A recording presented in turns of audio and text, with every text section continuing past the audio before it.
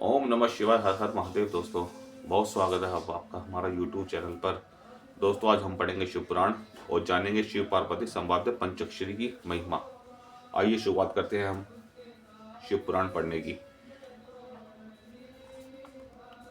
शिव पार्वती संवाद में पंचाक्षरी की महिमा वर्णन। ईश्वर बोले, हे वरान्य, आज्ञाहीन, क्रियाहीन और श्रद्धाहीन किया हुआ जप सर्वदा निष्फल है। जैसे दक्षिणा से हीन यज्ञ निष्फल है, परंतु जो आज्ञा सिद्ध, कार्य सिद्ध और श्रद्धा सिद्ध हो और मेरे आत्मक दक्षिणा युक्त हो, वह मंत्र सिद्ध होकर महाफल को देने वाला होता है।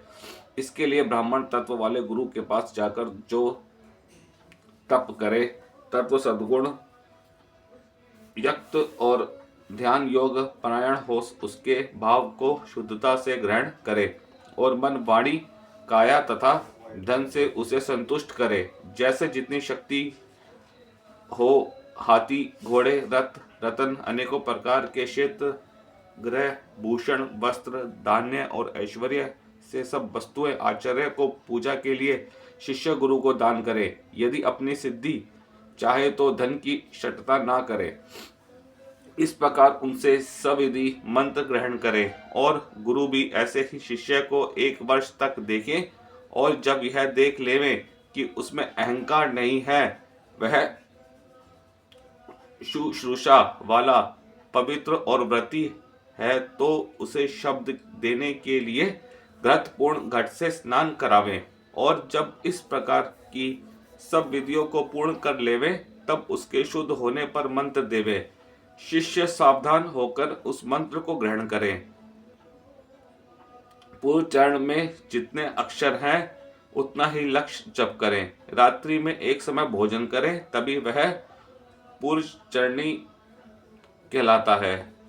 जो इस प्रकार पूर्व चरणी करके नित्य जप करता है, उसका सम्मान लोक में कोई नहीं है। वह सिद्धि का देने वाला है। इसमें वाचिक जप किया जाता है। वाचिक जप वह है जिसमें जिह्वा हिले और जिसमें थोड़ा उच्चारण हो और जिह्वा हिले तथा अन्य जनों को सुनाई ना दे, वह उपांशु जप कहलाता है। जिसमें बुद्धि से अक्षर पद का ध्यान, पदाक्षर अर्थ चिंतन किया जावे, वह मानसिक जप है। वाचिक के एक उपांशु में सो और मन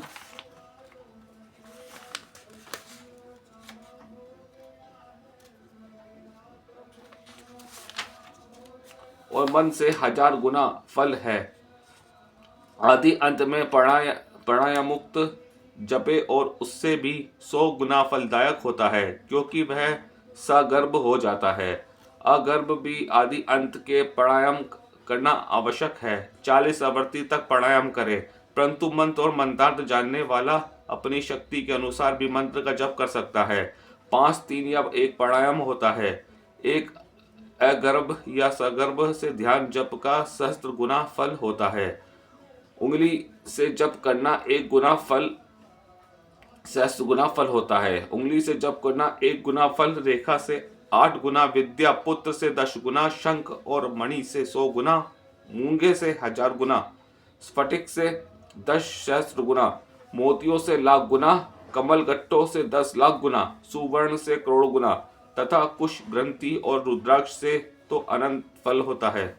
30 दाने की माला से जप करे तो धनदायक, 27 दाने की पुष्टिदायक, 25 दाने की मुक्तिदायक, 15 से अभिचार दायक, अंगूठे से मोक्ष, तर्जनी से शत्रु का नाश, मध्यमा से धन की प्राप्ति और अनामिका से शांति प्राप्ति होती है। इन सब में 206 दाने का माला सर्वश्रेष्ठ है और 100 की उत्तम, 50 दोनों की माला मध्यम होती है।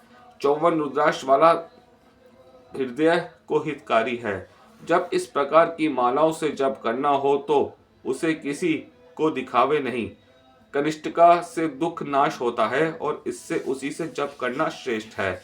अंगूठा लगा उंगलियों सहित जप करना चाहिए। अंगूठे बिना जप का कुछ फल नहीं मिलता। यदि घर में जप करे तो समान गोष्ठ में 100 गुना पुण्य वन और वाटिका में 1000 गुना फल, देवालय में करोड़ गुना, मेरे निकट अनंत और सूर्य अग्नि रुद्र चंद्रमा दीपक जल ब्राह्मण को गांव के निकट जप करना श्रेष्ठ है। इसी प्रकार पूर्व की ओर मुख करके बैठकर जप करने से वशीकरण, दक्षिण की ओर अभिचार, पश्चिम दंडदायक और उत्तर की ओर मुख करके बैठकर जाप करना से शांतिदायक होता है।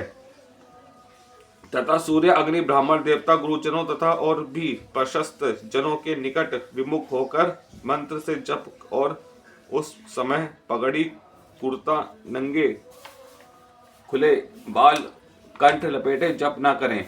इस प्रकार गुरु से सीख कर सवदी मंत्र जप करें। सज्जनों द्वारा आचरित ही सदाचारी कहलाता है।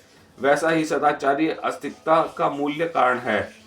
आस्तिककारी प्रमादवश दोषी नहीं हो सकता, क्योंकि उस नित्य आस्तिकता प्राप्त रहती है।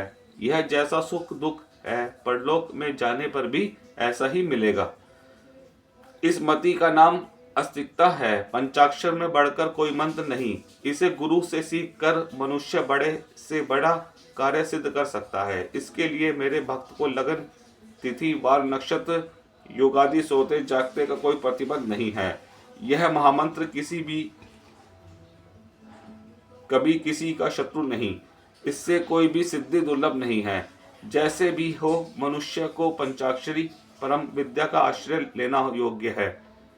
अन्य यंत्रों से सिद्ध होने पर मंत्र सिद्ध नहीं होता, किंतु इस पंचाक्षर मंत्र से सिद्ध होने पर वे मंत्र सिद्ध हो जाते हैं।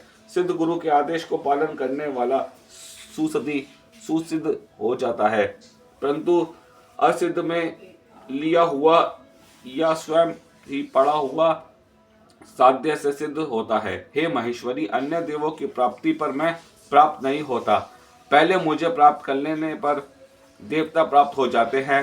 अन्य मंत्रों में जो दोष है, वे दोष इसमें नहीं है। उपमन्यु जी कहते हैं, इस प्रकार त्रिशूलधारी महादेव ने महादेवी से जगत हिताय व पंचाक्षरी की विधि बतलाई और कहा कि जो मनुष्य भक्ति पूर्वक बैठकर इसका कीर्तन करता है और सुनता है, वह सब पापों से मुक्त हो जाता है और अंत में परम गति अर्थात मोक्ष को प्राप्त होता है। नमस्कार दोस्तों, फिर दोबारा मिलेंगे आपसे। अभी के लिए आपको नमस्कार करते हैं हम।